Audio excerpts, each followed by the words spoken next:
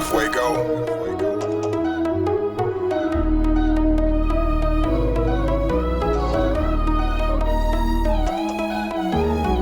Bana hiç gelme, zamanım geri ver.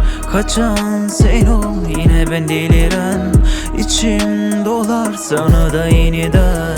Üzen benim, şimdi üzülen.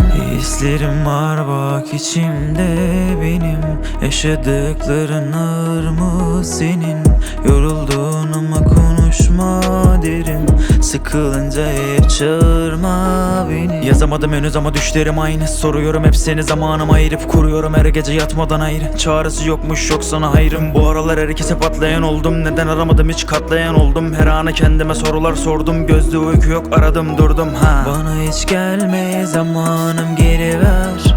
Kaçan sen ol, yine ben deliren.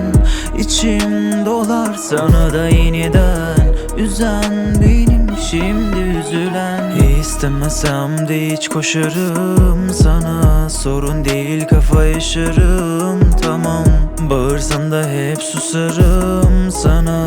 Sorun değil, yara aşırım tamam. Bulamadım henüz ama çözümler aynı. Arıyorum hep seni gözümden ayırıp. Soluyorum her anı yatmadan ayrı. Çaresi yok bana, tek sana hayrım. Bugün de herkese anlatan oldum. Neden aramadım hiç, şarlatan oldum. Hep seni kendime parlatan oldum. Sözde kurgu yok, yaşadım durdum ha. Bana hiç gelme, zamanım geri ver. Kaçan sen ol, yine ben deliren.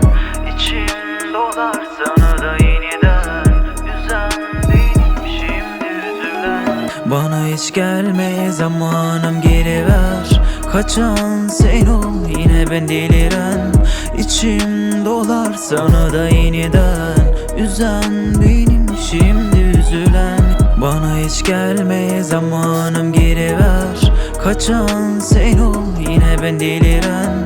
İçim dolar sana da yeniden. Üzen benim, şimdi üzülen.